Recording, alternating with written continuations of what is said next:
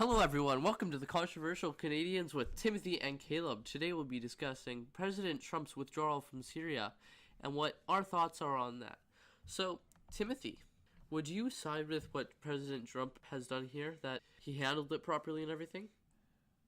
I would agree with the decision to stay out of the Syrian conflict. I don't think it's really a big deal. I mean, it's only 2,000 troops leaving. The U.S. still has many bombers in Iraq, and they have submarines and warships all over the territorial waters in that area. So if the U.S. still wants to conduct airstrikes or bombardments or whatever, they can still easily do that. Now, I don't support that, but my point is that I don't think it's really that big of a deal. The U.S. still has 5,000 troops stationed in Iraq.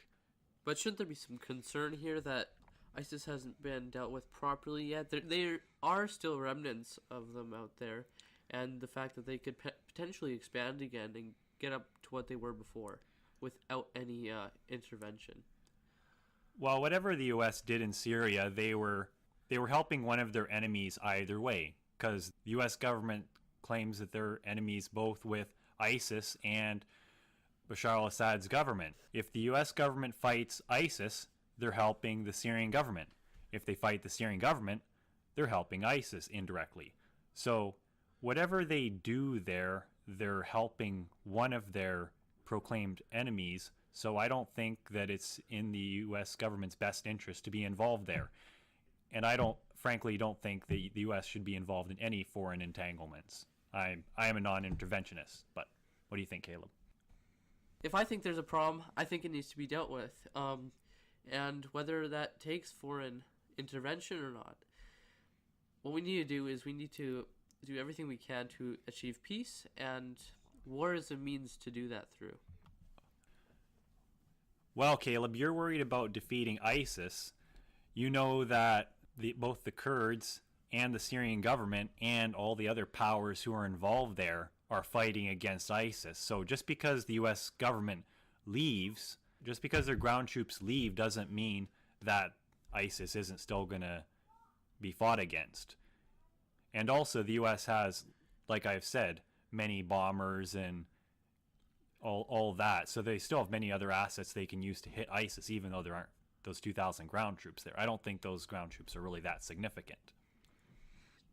Do you ever complete a task if you put 50% energy or 100% energy into it? I think that everything needs to be put into dealing with the problem, not just one country or two countries. I think if there's something that's problematic and it's a threat to the majority of people, it needs to be gotten rid of. Well, see, I don't think that the U.S. should even have gotten involved with conflict in the first place, because like I said, there's wrongdoing and blood on the sides of all participants involved, and I think the U.S. is better suited to focusing on their own economy and their own problems back at home. And I don't think all these wars in foreign countries do very much to help the United States' reputation. And as I said, I think there's a problem that needs to be dealt with. I think that you need to either prove to me that it's not a problem, or you need to provide to me how we're going to solve the problem without interfering.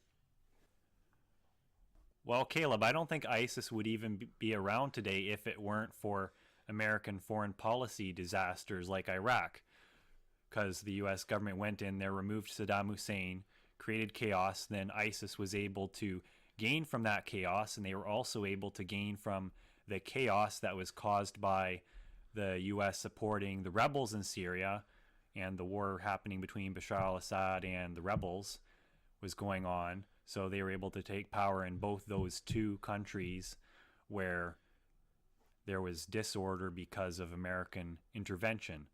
So I don't think the American interventions help anything on the world stage. They just create more chaos. If you look on a map and you look at the countries where ISIS is doing well in, they're usually countries where American intervention has occurred, like Afghanistan, Yemen, Libya, and the list goes on.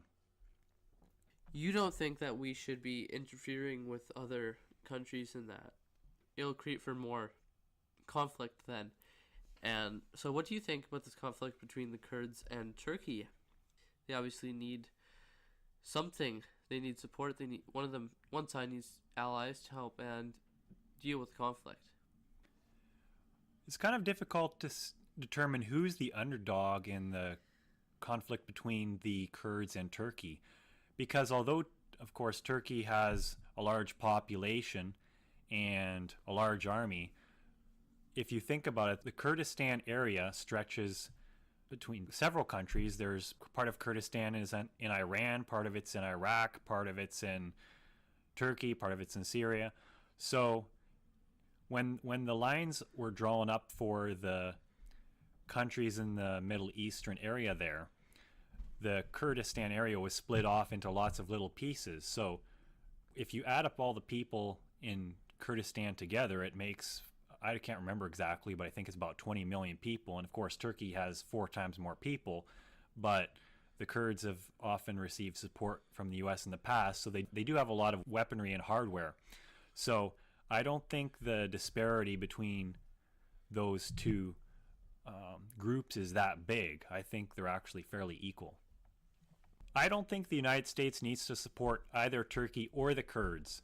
However, the US has very expensive arms deal contract with Turkey, and I think that's probably the real motive behind the troop withdrawal, is that Trump and the US military establishment really value their contract with Turkey. Turkey's been upset about the US support for the Kurds for a long time, so I think that the US military establishment finally realized they had to pick one or the other. I agree with that.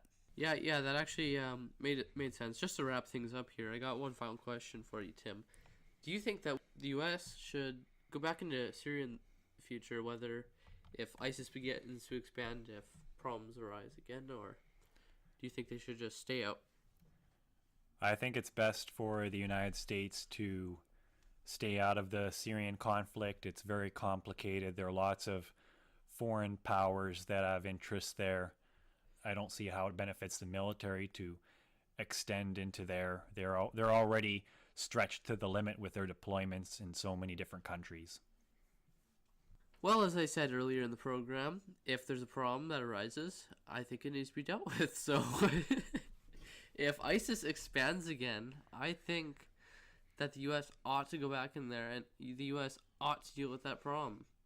Before World War II began, Winston Churchill repeatedly warned Neville Chamberlain, the Prime Minister of England before him, that Hitler was going to be a problem and no one took him seriously, and that threat grew and grew. And that's my issue with ISIS, is that's what I see happening, is that the threat will keep growing and growing, and we just need to extinguish it. Now here's what I would say. Before World War I and World War II, before the United States began getting involved in the world on the world stage with wars and diplomacy and all that, how much of a problem was Islamic terrorism? You know, I don't seem to remember Islamic terrorism being a problem before World War I. So I think if the United States backed out of all these wars and all this foreign involvement, that the Islamic world would ignore the United States for the most part. Now, of course, there are some Islamic people who are psychopathic murderers who will still want to kill Americans, but I think the majority of Muslims would not think like that. All right, Tim. You know what? I think that's a pretty interesting point that you made there. How about we discuss that next time on The Controversial Canadians, why you think that the USA should have not been involved in World War II. Also, we're planning on starting a brand new series on theology, just going through the Word of God together, studying different doctrines, different points of view within the Christian faith.